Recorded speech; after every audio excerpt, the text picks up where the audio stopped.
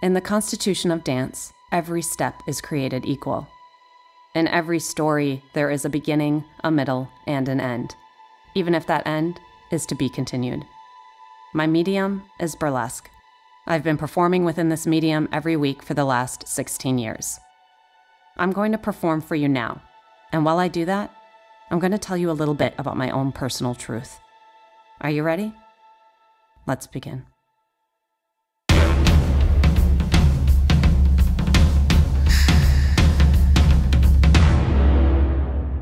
Children who grow up with criticism or emotional abuse don't stop loving who's abusing them.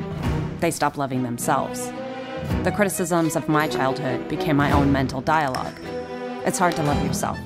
And when it's hard to love yourself, it's hard to decipher the difference between what is love and what is just attention. I was 15. His name was Josh. At 15, I didn't know the words for what I was experiencing.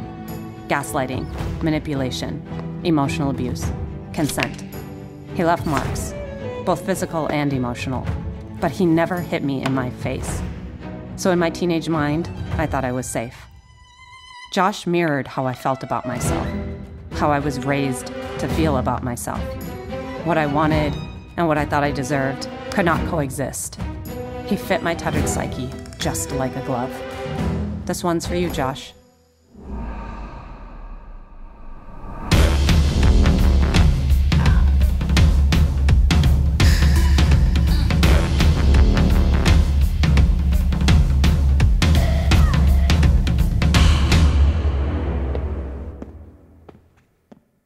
I was 13 when I realized that suicide was an option. I still remember what it felt like to be written off as a hormonal teenager by eye-rolling adults.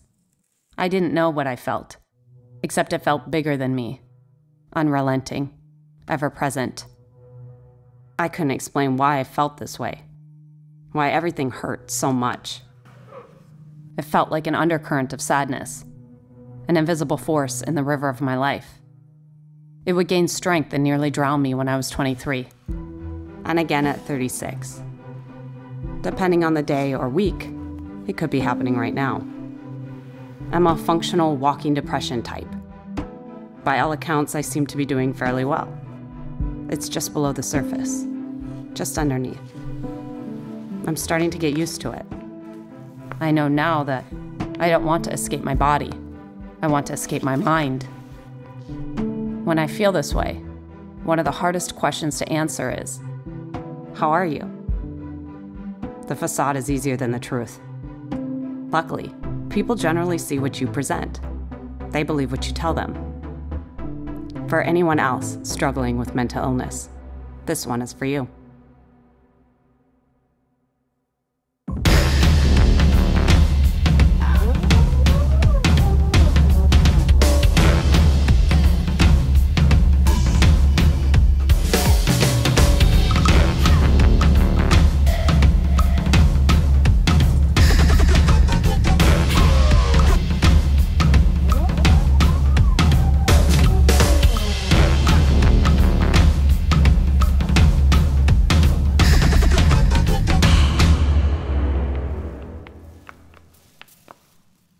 Twenty 20% of the population has a highly sensitive nervous system.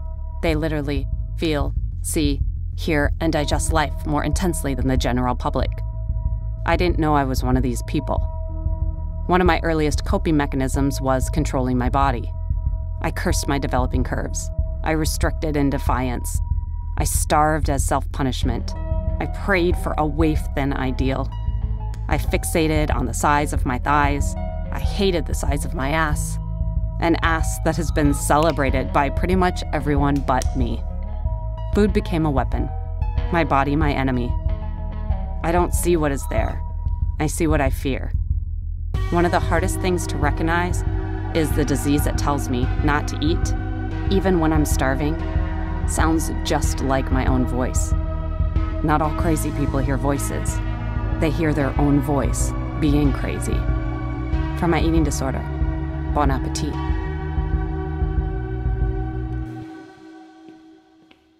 Ladies and gentlemen, Jillian Schmitz.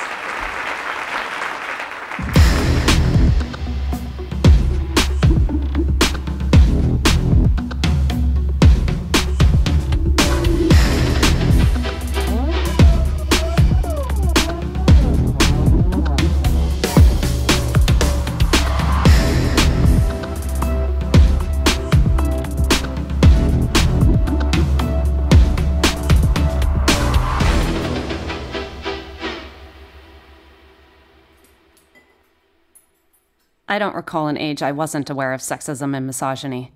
They seem like one and the same, or two things that mean the same thing. Often, they do work hand in hand. Sexism is usually discrimination, prejudice, or stereotyping on the basis of gender. For example, sexism is, as a girl, at family gatherings, I was expected to accompany the women in the kitchen, while my brother joined the men watching TV. Misogyny is often thought of as a hatred of women, but misogyny is also the many ways that men punish women with hostility for violating norms and expectations that aren't serving male interests and desires. For instance, misogyny is a man whispering in my ear when I was 21 that he'd follow me to my car and rape me because I had turned him down. Misogyny is the many times a man who had more power or strength than me got to be however he wanted to be to me, to keep me in my place in his world. For the patriarchy, this one isn't for you.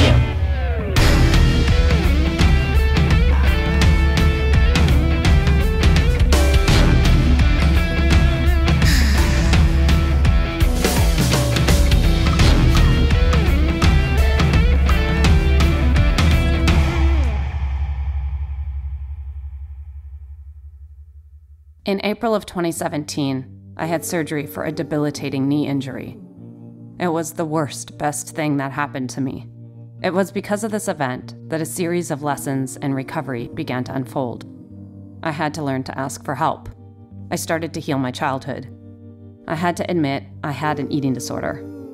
I realized my depression wasn't a series of coincidental events, but a lifelong theme.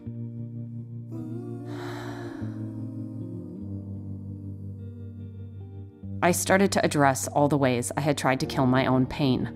I had to accept the life, death, and resurrection of myself as a performer. I had to figure out who I was, if I wasn't this. Once I shed all of my dysfunctional pacifiers and vices, and stopped keeping all of my secrets, all that was left were feelings. So many feelings. A lifetime worth of feelings. I've spent the last 16 years physically performing what I emotionally could never express. This is my personal truth, and it is to be continued.